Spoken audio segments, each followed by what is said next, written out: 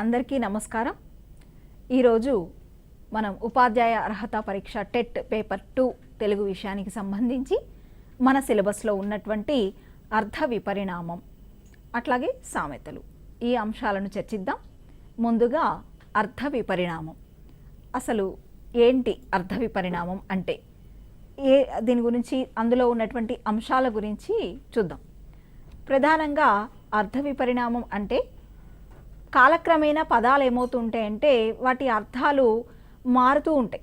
And మారడం అంటే ఇక్కడ ఒక అర్థము అంటే అంతకుముందు ఉన్నటువంటి ఒక అర్థం విస్తృతి బాగా ఎక్కువ కావడము, లేకపోతే బాగా తక్కువ కావడము, లేకపోతే వాటి అసలు ఏం మార్పులు వచ్చినాయి అనేది చూద్దాం.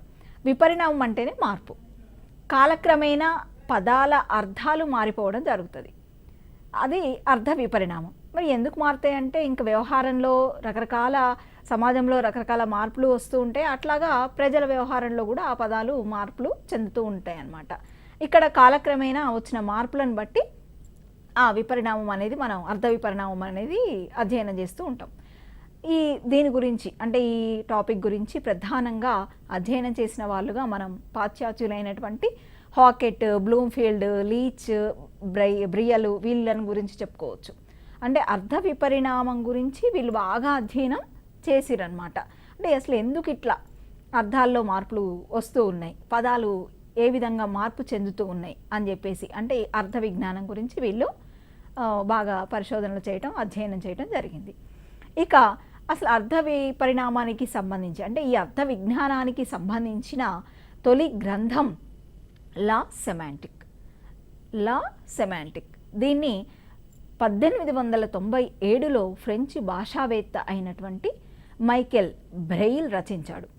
అర్థ విపరిణామం అర్థ విజ్ఞానానికి సంబంధించిన తొలి గ్రంథం లా సెమాంటిక్ను ఫ్రెంచ్ భాషావేత్త మైకెల్ బ్రెయిల్ రచించాడు.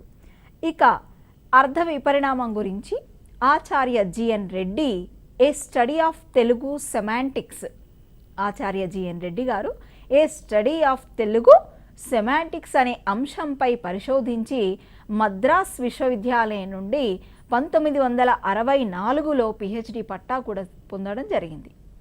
తెలుగులో సుమారు 10 రకాలుగా మనకు అర్థ విపరిణామం జరిగింది అని భాషావేత్తలు భావిస్తూ ఉన్నారు. అట్లాంటి అర్థ విపరిణామం అందులో ఉన్నటువంటి ఏ విధంగా జరిగింది, ఆ రకాలు ఏంటి అనేది మనం ఒక్కొక్కటిగా చూద్దాం. ఇక్కడ ప్రశ్నలు కూడా ఎలా వస్తాయి అనేది చూద్దాం, గతంలో ఎలా వచ్చినాయో కూడా చూద్దాం. ఇక మొదట అర్థ విజ్ఞానంలో అంటే మన అర్థ విపరిణామంలో మనకు ఉన్నటువంటిది అర్థ వ్యాకోచం. ఒకప్పుడు పరిమితార్థాన్ని సూచించిన పదం ఇప్పుడు విస్తృతార్థంలో వాడబడితే అదే అర్థ వ్యాకోచం. పరిమితార్థంలో ఒకప్పుడు అంటే చాలా తక్కువ ఒక పదం ఏదైనా చెంబు తీసుకుందాం. చెంబు తీసుకున్నప్పుడు ఒకప్పుడు అది రాగి పాత్ర, చెంబు అంటే రాగితో చేసిందే చెంబు. కానీ ఇప్పుడు వ్యాకోచం జరిగింది అంటే ఆ పదము విస్తృతి పెరిగింది, దాన్ని ఉపయోగించేటువంటి పరిస్థితి ఎక్కువైంది, ఎక్కువ రకాలుగా రూపాల్లో దాన్ని చెప్తా ఉన్నాం అన్నమాట. ఏది స్టీలు చెంబంటం, రాగి చెంబంటం, ఇత్తడి చెంబంటం కదా, ఇట్లాంటి ఎన్నో లోహాలతో చేసినవి అన్ని చెంబులే మనకి. అంటే చెంబు అంటే ఒకప్పుడు రాగి పాత్రకు పరిమితమైనది, ఇప్పుడు వ్యాకోచం చెంది ఏ లోహంతో చేసినా అవన్నీ కూడా చెంబులైపోయినాయి. అదనమాట ఇక్కడ అంటే అర్థ వ్యాకోచం కాన్సెప్ట్ అర్థం చేసుకోండి. ఆ తర్వాత ఇందులో ఉన్న పదాలు మామూలుగా పదాలు చెప్పుకుంటే సరిపోద్దిగా, ఒక చెంబు, ఒక నూనె, ఒకటి ఇంకోటి అట్లా చెప్పుకోవచ్చు కదా. అంటే ఆ లిస్టు మీకు గుర్తుంటే ఏమవుతుంది అంటే గుర్తుపెట్టుకుందామని మీరు ప్రయత్నించినా ఇందులోది అందులోకి అవుతూ ఉంటుంది. కాబట్టి మీరు కాన్సెప్ట్ అర్థం చేసుకోండి మొదట, ఆ తర్వాత ఉదాహరణల్ని కూడా అర్థం చేసుకోండి, తర్వాత లిస్ట్ చేసుకోండి.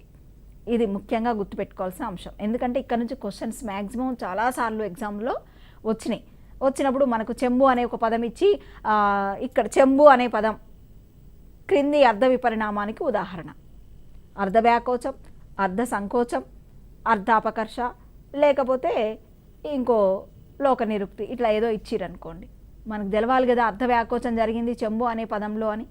అందుకని కాబట్టి ఇక్కడ మీరు కాన్సెప్ట్ అర్థం చేసుకుంటూ పదాలను గుర్తుంచుకునే ప్రయత్నం చేసినప్పుడు మనకు కాన్సెప్ట్ అయినా గుర్తుకొస్తుంది అనమాట ఎగ్జామ్లో బిట్టు పెట్టేటప్పుడు. అందుకని ఇక్కడ సరే అర్ధ వ్యాకోచం అంటే పరిమిత అర్థంలో, అంటే ఒకప్పుడు తక్కువ అర్థం ఉండేది, ఇప్పుడు ఎక్కువ అర్థంతో దాన్ని వాడుతున్నాం అనేది గుర్తుపెట్టుకోండి. ఈ పదాల లిస్ట్ ఒకసారి చూద్దాం. అర్ధ వ్యాకోచంలో ఒకప్పుడు అష్ట కష్టాలు అనేది ఉండేదండి. ఇప్పుడు ఆ పదం ఏంటంటే 8 రకాల కష్టాలకు పరిమితమై ఉండేది. అర్ధ వ్యాకోచమైంది. ఇప్పుడు అష్ట కష్టాలు అనే పదం ఏమైంది, అనేక కష్టాలుగా అయిపోయింది. అష్ట కష్టాలు పడుతున్నారు వాళ్ళు అంటాం, అంటే అనేకమైన కష్టాలు పడుతున్నారు అనేటువంటి అర్థంతో వాడుతూ ఉన్నాం. ఒకప్పుడు 8 రకాల కష్టాలే పడ్డప్పుడే అష్ట కష్టాలు పడుతుర్రు అనేది. మరి 8 రకాల కష్టాలంటే ఉంటాయి అవి లిస్టు. ఒకరిని చేజాచి అడగడము, లేకపోతే బాట నడవడము, ఇట్లాంటివి కొన్ని ఉండేవి అనమాట. అవే అష్ట కష్టాలు. ఆ 8టే అష్ట కష్టాలు చెప్పేది. ఇప్పుడు అనేక రకాల కష్టాలు అనేటువంటి విస్తృత అర్థంలో ఈ పదాన్ని మనం వాడుతూ ఉన్నాం.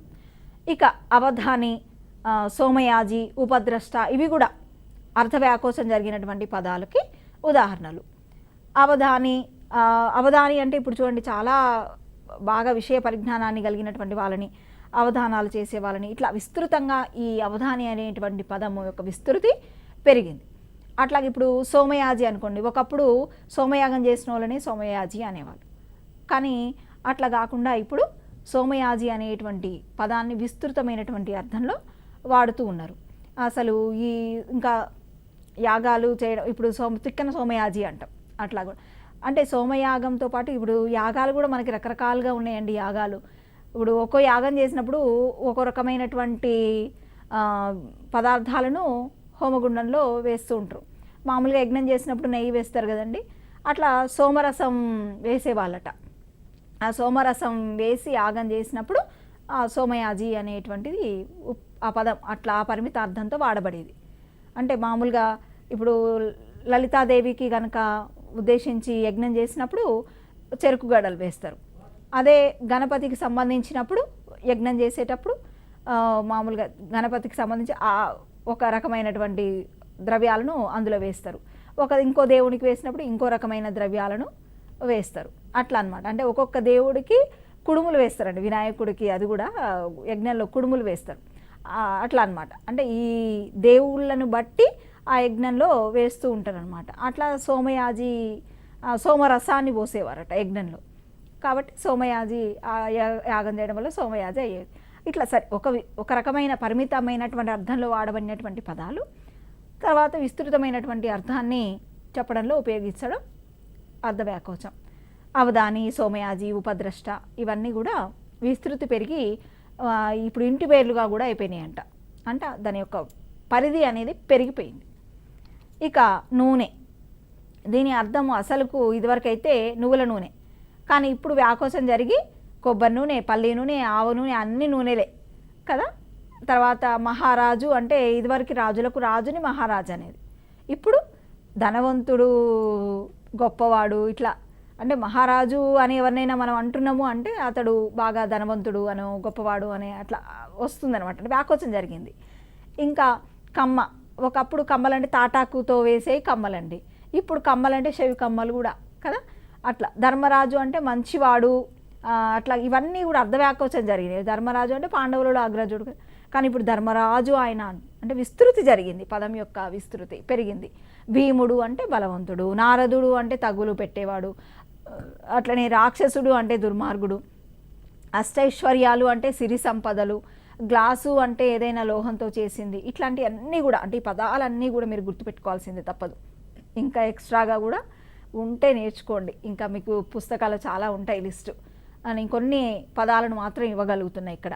ఏదైనా లోహంతో చేసింది ఇక్కడ సరే గ్లాసు, ఇవన్నీ ఒక లిస్ట్ అవుట్ చేసుకొని చదివి గుర్తుపెట్టుకోండి. నెక్స్ట్ అర్ధ సంకోచం, విస్తృతార్థం ఉన్నటువంటి పదం కాలక్రమేణా పరిమితార్థం, అది దానికి వ్యతిరేకమైనదే ఇది అనుకోవచ్చు.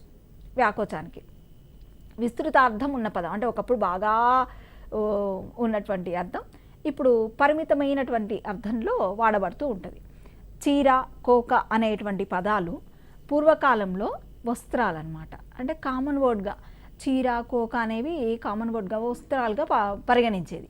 కానీ నేడు మహిళలు మాత్రమే ధరించేవి అర్ధసంగం. అంటే ఇప్పుడు ఇక్కడ చీర, కోక అనేది ఇప్పుడు రాముడు కట్టుకున్న రాముడు నార చీరలు ధరించిండు అనేది, సీత కట్టుకున్న వస్త్రాల పరంగానే కదా అక్కడ ఉద్దేశించి మాట్లాడేది. కాబట్టి సీత కూడా నారచీరలు ధరించింది. అంటే సీతారామ లక్ష్మణులు నారచీరలు ధరించి అరణ్యానికి వెళ్ళారు అంటారు. అన్నప్పుడు అక్కడ వాళ్ళు అందరు చీరలు కట్టుకురని కాదు అక్కడ అర్థం. అంటే వాళ్ళు వస్త్రాలు ధరించారు అని అర్థం. అది విస్తృతార్థంలో వాడబడింది కదా చీర. ఇప్పుడు ఏమైంది, కేవలం మహిళలు కట్టుకుంటేనే చీర. చీర అంటే మహిళ అట్లా అనమాట. అంటే సంకోచం కలిగింది అట్లా. ఇంకా కొన్ని పదాలు చూస్తే ఉద్యోగం అంటే ఒకప్పుడు ప్రయత్నం అండి. ఇప్పుడు జాబ్ అంటాం. రకరకాల జాబ్స్ ఉన్నాయి మనకి. టీచర్ జాబులు కావచ్చు, పోలీస్ జాబులు కావచ్చు, గ్రూప్ 1 గ్రూప్ 2 ఇందులో మళ్ళీ రకరకాల ఉద్యోగాలు కదా. అంటే ఉద్యోగం అనేటువంటిది ఎట్లా మారింది అంటే సంకోచం జరిగింది. ఇక్కడ జాబ్ అనేటువంటి పదంతో ఒకప్పుడు ప్రయత్నం, రకరకాల ప్రయత్నం. ఇక్కడ జాబులు రకరకాలు, కానీ జాబ్ అనే పదం అయితే ఒకటే అంటే చిన్నగా అయిపోయింది. తర్వాత ఉద్యోగం అనేది ఏంటి, ఒకప్పుడు ప్రయత్నంగా చెప్పినాం కాబట్టి ఎక్కువ ప్రయత్నం అనేది రకరకాల ప్రయత్నాలుగా విస్తృతార్థంలో, అంటే సంకోచం అంటే విస్తృతార్థంలో ఉన్నటువంటి పదం ఏమైంది, తగ్గిపోయింది, పరిమితార్థంలో వాడడం జరుగుతుంది. పత్రం అంటే కూడా ఆకు, పర్ణం అనే అర్థాలు పోయినాయి. ఏమైంది, తాటాకు, కాగితం, అప్పుపత్రం ఇట్లా అయిపోయింది అనమాట. అంటే అర్ధ సంకోచం జరిగింది అనే విషయాన్ని ఇక్కడ గమనించాలి. ఇక వ్యవసాయం అంటే పూర్వం ఏదైనా పని చేసినప్పుడు కూడా వ్యవసాయం చేస్తున్నారు అనేది, కానీ నేడు వ్యవసాయం అంటే కేవలం పొలం పని. తర్వాత శ్రద్ధతో చేసేది శ్రాద్ధం అనమాట. నేడేమైంది, పిండ ప్రదానం చేస్తేనే శ్రాద్ధం అంటాం. కాబట్టి ఇక్కడ కూడా అర్ధ సంకోచం జరిగింది. అట్లాగే తద్దినం, సంవత్సరికం ఈ పదాలు కూడా. ఇక ఆరాధ్యుడు అంటే పూజనీయుడు అనే విస్తృతమైన అర్థం అండి. అది చాలా గొప్ప భావనతో వాడేవారు. ఇప్పుడు ఏమైందంటే శైవ తెగ వాళ్ళని సూచించే పదంగా అది సంకోచం చెందింది. అట్లాగే సంభావన, సంభావన అంటే గౌరవించడం. నేడేమైంది, అది దక్షిణ అనేటువంటి సంకోచం జరిగింది. అంటే ఒకప్పుడు ఉన్నటువంటి విస్తృతార్థం తగ్గి పరిమితార్థంలో ఆ పదము సంకుచితంగా మారిపోయిందనమాట. ఇక పెద్ద అంటే నన్నయ్య కాలంలో దొడ్డ, గొప్ప, ఎక్కువ ఇట్లాంటి అర్థఛాయలు ఉండేవి. నేడేమైంది, అది జ్యేష్ఠవాచకంగా సంకోచం కలిగింది. జ్యేష్ఠవాచకంగా అంటే పెద్ద అంటే జ్యేష్ఠ, పెద్దవాళ్ళని ఇంట్లో జ్యేష్ఠ పుత్రుడు, జ్యేష్ఠ పుత్రిక అంటాం కదా, అట్లాగా అయిపోయింది. మధుపర్కాలు అంటే తియ్యటి పానీయాలు అనే అర్థం పోయి తెల్లని వస్త్రాలు అనేటువంటి అర్థం మిగిలిపోయింది. ఇక మూడవది అర్ధ గౌరవం. అర్ధ గౌరవం అన్న, అర్ధ సౌమ్యత అన్న, అర్ధోత్కర్ష అన్న ఒకటే. అది గుర్తుపెట్టుకోండి ప్రధానంగా. ఈ 3 పదాల్లో మనం అర్ధగౌరవం ఒకటే గుర్తుపెట్టుకొని పదాలు చదువుకున్నాం అనుకోండి, ఒకవేళ ఆప్షన్స్లో మనకు అది కనబడదు, అర్ధ సౌమ్యత కనబడితే మళ్ళీ అదేదో కొత్తది అనుకోవద్దు. అందుకని ఈ 3 కూడా ఒకే విధమైనటువంటి. ఒకప్పుడు నిందార్థం సామాన్య అర్థంలో వాడకంలో ఉన్న పదానికి కాలక్రమంలో గౌరవార్థం ఏర్పడడం. ఒకప్పుడు నిందార్థము సామాన్య అర్థంలో వాడకంలో ఉన్నటువంటి పదానికి కాలక్రమంలో ఏమవుతుంది, గౌరవార్థం. అంటే ఒకప్పుడు తక్కువగా వాడబడింది, ఇప్పుడు మంచిగా గొప్పగా వాడబడడం అంతే. సభికులు అంటే మొదట్లో జూదరులండి సభికులు అంటే, కానీ ఇప్పుడు ప్రేక్షకులు అట్లా అనమాట. ఇప్పుడు గౌరవం పెరిగింది, అదే పేరులోనే మనం గుర్తుపట్టవచ్చు. అర్ధ గౌరవం అని, ఇప్పుడు గౌరవం ఉన్నటువంటి ఒక పదం అని అట్లా అనుకోవాలి మనం మనసులో. ముహూర్తం అంటే కాలజ్ఞానం ప్రకారము 12 క్షణాల కాలం. అయితే అదేమైంది, ఇప్పుడు శుభకార్యాలు జరగడానికి అసలు ముహూర్తం అంటే చాలా గొప్ప విషయం. ఇప్పుడు నిర్ణీతమైన ఒక పవిత్ర కాలంగా గౌరవం ఏర్పడింది ముహూర్తానికి. అట్లాగే మర్యాద, మర్యాద అనే పదానికి హద్దు అనేటువంటి అర్థం పోయింది. ఇప్పుడు మర్యాద అంటే ఒక మంచి గౌరవమైనటువంటి గౌరవ సూచకంగా ఆ పదం మారిపోయింది. ఇక వైతాళికులు కూడా అట్లనే. వైతాళికులు అంటే ప్రాచీన కాలంలో రాజులను ప్రాతకాలంలో మేల్కొల్పేదంట వాళ్ళు. రాజులను మేల్కొల్పే వాళ్ళని వైతాళికులు అనేది. ఇప్పుడు ఆధునిక కాలంలో ఏమైంది, సమాజాన్ని జాగృతం చేసేవాళ్ళు. ఆయన తెలంగాణ వైతాళికుడు అంట. అంటే ఇక్కడ సమాజాన్ని జాగృతం చేసేవాళ్ళు అంటే విశేష అర్థం, గొప్ప అర్థం, ఒక గౌరవమైనటువంటి అర్థం ఏర్పడింది. అట్లాగే అంతస్తులు అంటే అంతస్తులు అంటే మామూలుగా కట్టిన భవనాలే కదండి, అట్లా మేడపై భాగాలని అంతస్తులు అనేది. కానీ ఇక్కడ పరువు, గౌరవం, హోదా, ఇట్లా ఐశ్వర్యం ఇట్లాంటి అన్ని అర్థాలు కూడా దానికి ఆపాదిస్తూ వాటి యొక్క ఆ పదం యొక్క అంటే అంతస్తులు అనే పదం యొక్క గౌరవము పెరిగింది. ఇవన్నీ కూడా అర్ధ గౌరవం, అర్ధ సౌమ్యత వీటికి ఉదాహరణలు. ఇంకా అదృష్టం కూడా. అదృష్టం అనే పదానికి పూర్వకర్మను అనుసరించి లభించేది. అంటే సుఖదుఖాలు అనే అట్లాగే సుఖదుఖాలు అనే అర్థం మరుగున పడిపోయింది. ఐశ్వర్యం, భాగ్యం, మేలు, ఆకస్మిక లాభాలు ఇట్లాంటి అంటే ఇవన్నీ కూడా మనకి అర్ధగౌరవానికి ఉదాహరణలుగా చెప్పడం కోసం ఈ పదాల లిస్ట్ అంతా కూడా. మీరు ఎట్లా గుర్తుపెట్టుకుంటారో మీ ఇష్టం, కానీ మనకి అర్ధ విపరిణామం నుంచి మ్యాక్సిమం బిట్ వచ్చే అవకాశం ఉంటుంది కాబట్టి ఒకసారి లిస్ట్ మాత్రం దేని పరంగా అది అర్ధ వ్యాకోచాలు జరిగినవేంటి, అర్ధ సంకోచం జరిగినవేంటి, అర్ధ గౌరవమే జరిగినటువంటి పదాలు ఏంటి అనేవి కొన్నైనా నేర్చుకునే ప్రయత్నం, గుర్తుపెట్టుకునే ప్రయత్నం చేయండి. ఇక అర్ధాపకర్ష, ఇదే మళ్ళీ అర్ధగ్రామ్యత. అక్కడ అర్ధ గౌరవం అన్నాం, ఇక్కడ అర్ధగ్రామ్యత అంటున్నాం అంతే. అక్కడే అర్ధ గౌరవం అంటే గౌరవం కలిగింది. ఇప్పుడు ఒకప్పుడు ఎట్లుండే, నిందార్థంలో ఉండే. ఇప్పుడు చూడండి దానికి వ్యతిరేకంగా వ్యవహారంలో ఉన్న మౌలిక అర్థానికి భంగం వాటిల్ని, అంటే ఇప్పుడు కొంచెం వ్యతిరేకం పూర్తిగా కాదు కానీ ఇక్కడ చూడండి వ్యవహారంలో ఉన్న మౌలిక అర్థానికి, అంటే మనకి ఇప్పుడు వ్యవహారంలో నిత్య వ్యవహారంలో ఉన్నటువంటిది అర్థానికి భంగం వాటిల్ని అవి పరిహాసార్థంలో కానీ నిందార్థంలో కానీ లేకపోతే తక్కువ అర్థం, నిమ్నార్థం అంటే తక్కువ అర్థంలో కానీ మాట్లాడడం జరుగుతూ ఉంటుంది ఆ పదాలని. అట్లా జరిగిన వాటిని అర్ధగ్రామ్యత పొందిన పదాలు అంటాం. అంటే వ్యవహారంలో ఉన్న అర్థం కాకుండా ఇంకో రకమైన అర్థం కనిపిస్తుంది ఇక్కడ. ఛాందసుడు అంటే వేదవేత్త అండి. ఛాందసుడు అంటే వేదవేత్త, కానీ పాత భావాలు గలవాడు అని నిందార్థంలో వాడుతున్నాం. ఆయన పరమ ఛాందసుడు అండి అంటాం, అంటే ఒక సనాతనమైన భావాలు కలిగినటువంటి వ్యక్తి అని ఏదో తక్కువగా వాడుతూ ఉంటాం అనమాట ఆ పదాన్ని. అట్లా తగ్గిపోయిందనమాట. అర్ధగ్రామ్యత అంటే దాన్ని ఆ పదం యొక్క కొంత విలువ తగ్గిందిగా మనసులో అనుకోండి, అట్లా గుర్తుపెట్టుకోవడం కోసం. ఇంకా సన్యాసి అంటే ప్రాపంచిక వ్యవహారాలను పరిత్యజించిన వాడు అని అర్థం. కానీ నేటి వ్యవహారంలో ఏమైపోయింది, పనికిమాలినోడు అంటే ఏ పని చేయడు సన్యాసి అంటారు కదా. అంటే అర్థం అనేది ఇక్కడ కొంత తగ్గిపోయింది, పరిహాసంగానో నిందార్థంగానో వాడుతూ ఉన్నాం, తక్కువ నిమ్నార్థంలోనూ వాడుతూ ఉంటాం. పనికి మాలినవాడు, దేనికి కొరగాని వాడని ఇప్పుడు సన్యాసి అనే పదాన్ని వాడుతూ ఉంటాం. అట్లాగే ఇంకా కొన్ని చూడండి, దేవదాసి, కళావంతులు, సాని, ఇట్లాంటి పదాలు కూడా వాటి అర్థం కోల్పోయినాయి. ఇప్పుడు ఈ దేవదాసి, సాని ఇట్లాంటి పదాలు, వేశ్య వాళ్ళు, ఇట్లా ఇవన్నీ కూడా కొంత తగ్గిపోయినాయి అనమాట. ఒకప్పుడు కొంత మంచి పదాలుగా, అంటే కొంత విలువైనటువంటి అర్థాన్ని కలిగి ఉన్నటువంటి ఆ పదాలు ఇప్పుడు అర్ధగ్రామ్యత పదాలుగా మారడం జరిగింది. కైంకర్యం అనే మాటకు సేవ అని అర్థం. దానిని దొంగతనం, అపహరణ, మోసం అనే చెడు అర్థాల్లో ఇప్పుడు ఉపయోగిస్తున్నారు. అట్లానే గ్రహచారం అంటే గ్రహాల గమనం అని సాధారణ అర్థం. కానీ నేడు నా గ్రహచారం బాగాలేదు, అయ్యో వాళ్ళ గ్రహచారం బాగాలేదు అందుకే అట్లా జరిగింది అంటాం కదా. అంటే ఇప్పుడు ఏమిటి అంటే దురదృష్టం అనే పదానికి గ్రహచారం వాడుతూ ఉన్నాం. శనిగ్రహం, ఘటం, ఇవి కూడా అంతే. శనిగ్రహం, ఘటం అంటే మొండి ఘటం అంటాం కదా. శనిగ్రహం అంటే అతడు నా పాలిట శనిగ్రహం, ఇట్లా. అంటే ఇవన్నీ కూడా అర్ధగ్రామ్యత పొందిన పదాలుగా మీరు గుర్తుపెట్టుకోండి. ఇక లక్ష్యార్థ సిద్ధి. లక్ష్యార్థ సిద్ధి అంటే భాషలోని అనేక పదాలు లక్ష్యార్థాల్లో రూఢికెక్కడం సహజం అండి. లక్ష్యార్థాలకు అనేక మూలాలు ఉంటాయి. ఇక్కడ చూడండి ఆధారాధేయం అంటాం. ఇక్కడ అంటే మనం ఉపయోగించే దాన్ని బట్టి ఇక్కడ పదాలు అట్లా స్థిరపడిపోతాయండి. చూడండి, ముష్టి అంటే పిడికిలి అని అర్థం. ముష్టి అంటే పిడికిలి. ఇప్పుడు మామూలుగా పిడికిలతో ఇట్లా బియ్యం వేస్తారు కదండి. పిడికిలతో ఇట్లా వేయటం వల్ల ఆ ముష్టి అనేది ఇట్లా పదం వాడుతూ ఉంటాం. ఇక్కడ ముష్టి వాడేవాళ్ళు, కానీ ఇక్కడ ముష్టి ఏమైపోయిందంటే బియ్యం అంటే ఇట్లా పిడికిలతో బియ్యం వేస్తాం కాబట్టి బియ్యంతో ఆధార అధేయ సంబంధం వల్ల భిక్షం అనేటువంటి అర్థం అయిపోయింది. అది అంటే ముష్టేయడం అంటే భిక్షం వేయటం అనే కాడికి వచ్చిందనమాట. అది లక్ష్యార్థ సిద్ధి. కార్యకారణ సంబంధం ఇందులో కొన్ని, అంటే ఇది కొంచెం అది ఆధార అధేయ సంబంధం ఇందులో ఉన్నటువంటివేనండి. ఇందులో లక్ష్యార్థ సిద్ధిలో ఇంత డెప్త్గా మిమ్మల్ని ఏం అడగకపోవచ్చు, కానీ లక్ష్యార్థ సిద్ధికి పదాలు కొన్ని గుర్తుపెట్టుకున్నా సరిపోతుంది. కొంత అవగాహన కోసమే ఇదంతా చర్చ. దాహం అంటే దహించడం కదా, కాలిపోవడం, ఇట్లాంటి పదాలతో ఆ సంబంధం, అంటే ఒక పదానికి దానితో ఉన్న సంబంధాన్ని బట్టి లక్ష్యం పదం స్థిరపడిపోవడం అండి వ్యవహారంలో. ఇక్కడ దప్పిక, పానీయం ఇట్లాంటివన్నీ కూడా, దాహం, ఇవన్నీ కూడా అట్లా కార్యకారణ సంబంధంతో కూడినటువంటి పదాలు. లేదా లక్ష్యార్థ సిద్ధికి పదాలు గుర్తుపెట్టుకోండి సరిపోతుంది. లక్షణ సంబంధం.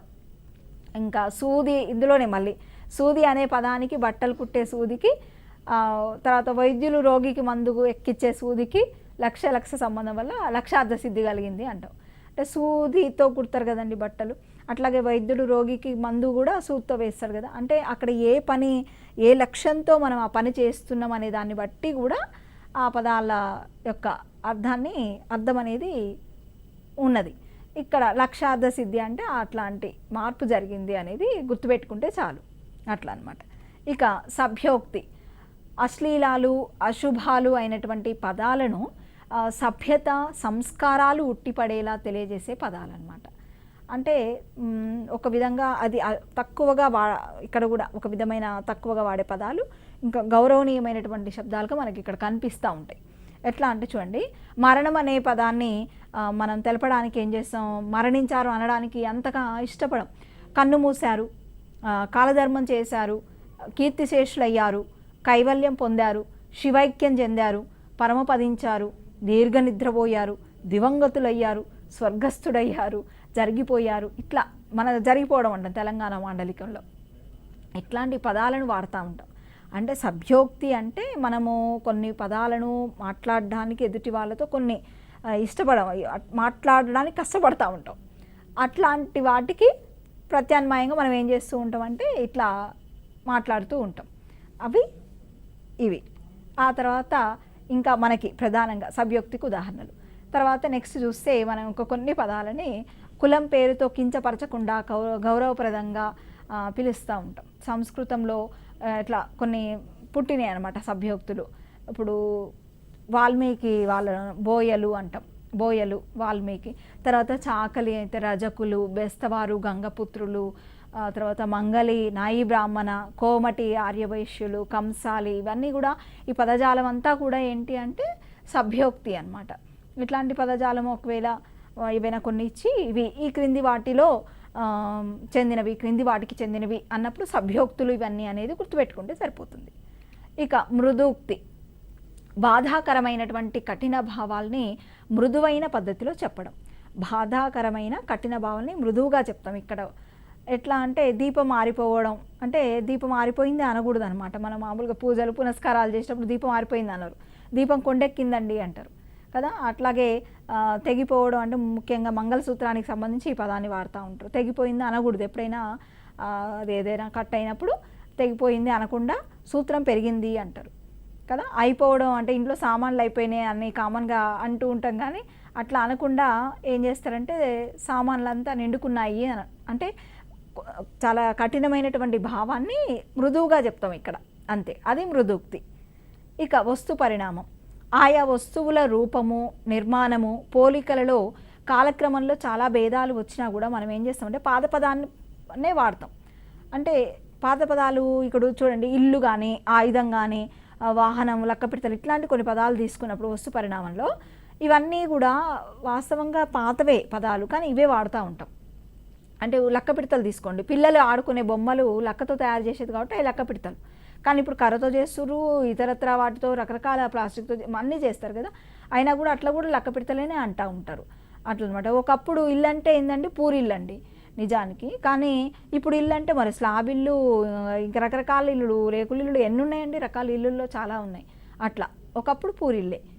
ఆయుధం అంటే ఒకప్పుడు కత్తేనండి ఆయుధం అట్లా, కానీ ఇప్పుడు ఓ రైఫిల్స్, ఓ పెద్ద పెద్ద ఎన్ని ఆయుధాలు వచ్చినాయి, రకరకాల ఆయుధాలు వచ్చినాయి అంటే ఇవన్నీ కూడా వచ్చినాయి. కానీ మనము ఆయుధమే అని అంటున్నాం, ఇల్లు అంటే ఇల్లే అంటున్నాం. దేన్నైనా కూడా ఏ రకంతో చేసిందని, ఎట్లా కట్టిందని ఇల్లే.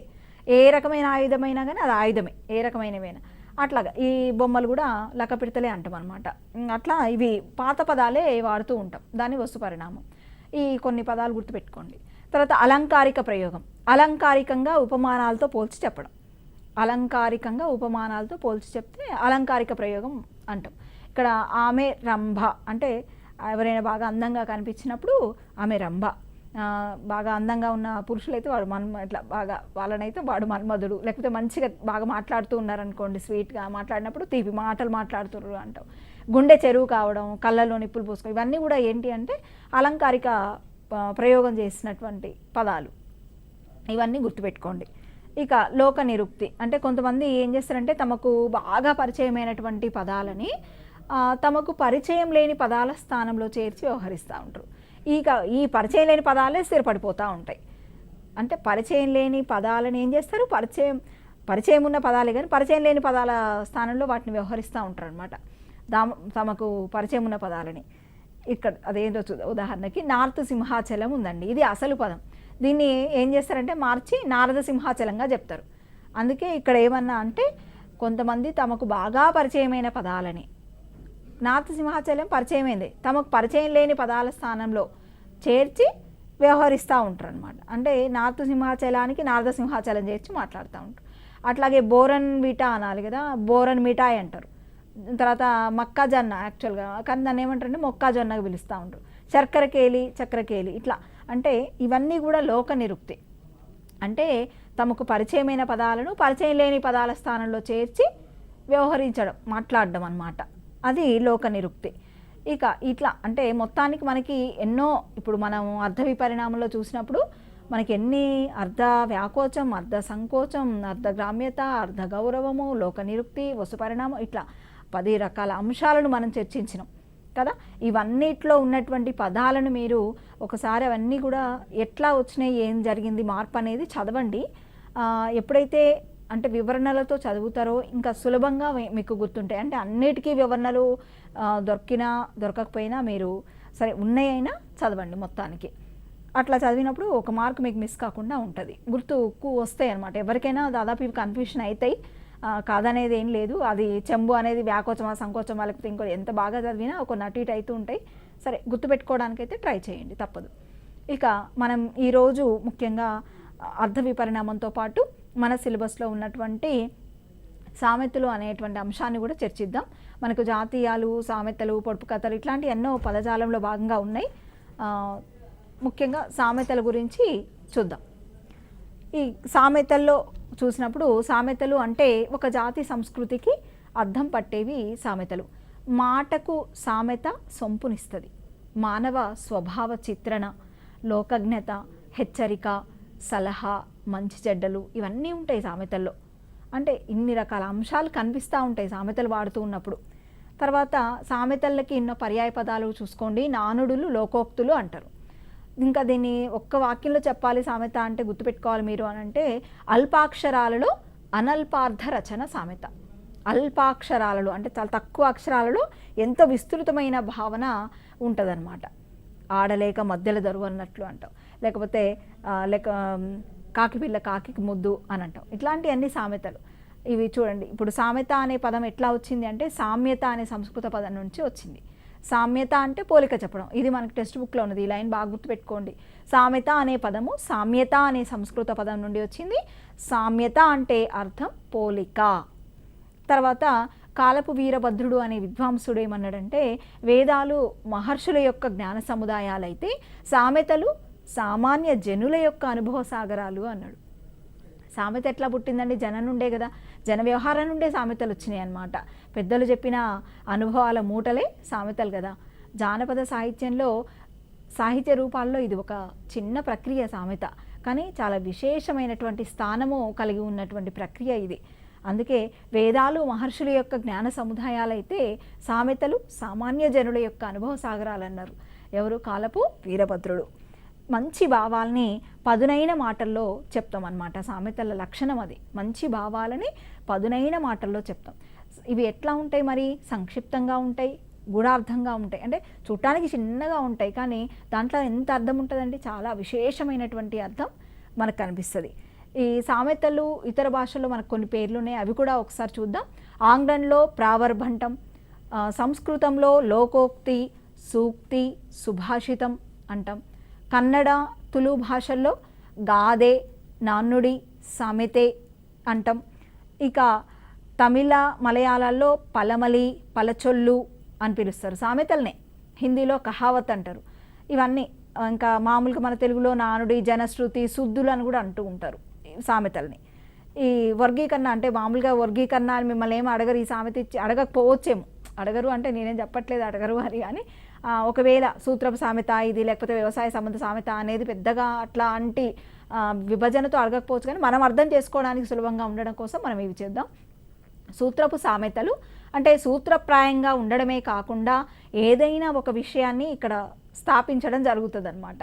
దుష్టుని చూచి దూరంగా ఉండు, ఏడ్చే దాని ఎడమ చేతి కింద కొట్టేవాడి కుడి చేతి కింద ఉండొద్దు, ఇట్లాంటివన్నీ అనమాట. సూత్రపు సామెతలు, దుష్టుని చూసి దూరంగా ఉండడం.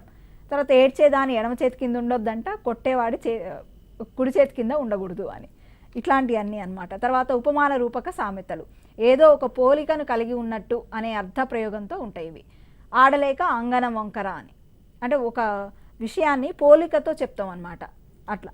తర్వాత పౌరాణిక సామెతలు, పురాణాలకు సంబంధించి, రాత్రంతా రామాయణం విని రాముడికి సీత ఏమవుతుంది అని అడిగిండంట. అంటే రాత్రంతా రామాయణం విన్నాడుగా, మరి రాముడికి సీత ఏమవుతుందో తెలుసు కదా, అయినా కానీ అడిగిండు అని. కర్ణుని చావుకి కారణాలు అనేకం అంట. అంటే ఏదైనా ఒక పని జరగకపోయినా మనం ఈ సామెతను ఎక్కువగా వాడుతూ ఉంటాం. ఉద్యోగం ఒకవేళ రాలేదనుకోండి, ఉద్యోగం రాకపోవడానికి కారణాలు అనేకం, అంటే కర్ణుడి సావుకి కారణాలు అనేకం అంటూ ఉంటారు అట్లా. తర్వాత నీతి బోధక సామెతలు ఉంటాయి, పులిని చూసి నక్క వాత పెట్టుకున్నట్టు, పూజ కొద్దీ పురుషుడు, దానం కొద్దీ బిడ్డలు, ఇట్లాంటివన్నీ కూడా నీతిని ఉపదేశిస్తూ ఉంటాయి ఇవి. అట్లాగే ప్రశ్నార్థక రూపాల్లో కనిపిస్తాయి సామెతలు. ఆవు నలుపైతే పాలు నలుప అంటాం, అందరూ అందలం ఎక్కితే మరి మోసేదెవరు అట్లా. అంటే ఇక్కడ ప్రశ్న గుర్తుతో కనిపిస్తాయి, అంటే మనం ఏదో ఎదుటి వాళ్ళని క్వశ్చన్ చేస్తున్నట్టు ఉంటుంది కానీ అది సామెత అనమాట చివరికి చూస్తే. ఇట్లాంటివన్నీ కూడా వ్యవసాయ సంబంధ సామెతలు ఉంటాయి. స్వాతి వాన ముత్యపు వాన, అంటే స్వాతిలో కురిసే వాన ముత్యాల వంటి పంట ఇస్తుంది. అశ్విని కురిస్తే అంతా నష్టం అంటాం, అంటే అశ్వినిలో కనుక వానలు కురిస్తే అది నష్టం, పంటకు నష్టం కదా అట్లా. ఇంకా సాంఘిక ఆచార వ్యవహారాలు, విశ్వాసాలు, నమ్మకాలకు సంబంధించినవి ఉంటాయి. అంటే గతికితే అతకదు అని, ఎవరైనా పెళ్లి చూపులకు పోయినప్పుడు కూడా తినరు కదండి, గతికితే అతకదు అంటాం, అప్పుడు సామెతే అది. అట్లనే బాగా ఉన్నప్పుడు ఉంటే ఉగాది, లేకపోతే ఏకాశి వాడికి అని అంటాం, ఇట్లా అనమాట. ఇవన్నీ కూడా ఆచార వ్యవహారాలకు సంబంధించినటువంటివి. ఆ తర్వాత స్థలాలకు సంబంధించి కాశీకి పోయి కొంగపీయ తెచ్చిండు అంటాం. ఆ తర్వాత హాస్యానికి సంబంధించి దేవుడు వరవిచ్చిన పూజారు వరవిస్తలేడు కదా అంటాం. అంటే ఎవరైనా మనకు పని అవ్వడానికి అక్కడ అసలు ఆయన కంటే కొసరాయన పెత్తనం ఎక్కువ ఉన్నప్పుడు దేవుడు వరం ఇచ్చిన పూజారు వరం ఇస్తలేడు అని అంటాం. ఇక వైద్యపు సామెతలు కూడా ఉంటాయండి, ఉల్లి చేసిన మేలు తల్లి చేస్తుందా అంటాం, అంటే ఇట్లా తల్లి చేయదు అని. మొత్తానికి సామెతలకు సంబంధించి మనకి రకరకాల సామెతలు, ఇవన్నీ కూడా విశేషమైనటువంటి అర్థంతో ఉంటాయి. అల్పాక్షరాలలో అనల్పార్థమైనటువంటి అర్థాన్ని మనకి ఇస్తూ ఉంటాయి. ఇవన్నీ కూడా ఒకసారి గుర్తుపెట్టుకోండి. అంటే సామెత ఏది అనేది మీరు గుర్తు పట్టగలగాలి. అంటే ఏదైనా ఒక అంశాన్ని ఇచ్చి ఇది సామెత జాతీయమా పొడుపు కథ అని అడిగినప్పుడు అది సామెత అనేది గుర్తుపట్టగలగాలి. అట్లా కొన్ని చూసుకోండి, మీరు సామెతల లిస్టు చూసుకోండి. పుస్తకాలలో మీకు పాఠ్యాంశాల చివర మీకు సామెతలు ఇవ్వడం జరిగింది. 6, 7, 8 తరగతిలో మీకు సామెతల లిస్టు ఉందండి, ఒకసారి చూసుకోండి, పుస్తకాలను చదవండి. ఈరోజు మనం అర్థ విపరిణామం సామెతలకు సంబంధించి కొంత విషయాన్ని అర్థం చేసుకునే ప్రయత్నం చేసినాం. నెక్స్ట్ క్లాస్లో మళ్ళీ కలుసుకుందాం. అందరికీ నమస్కారం.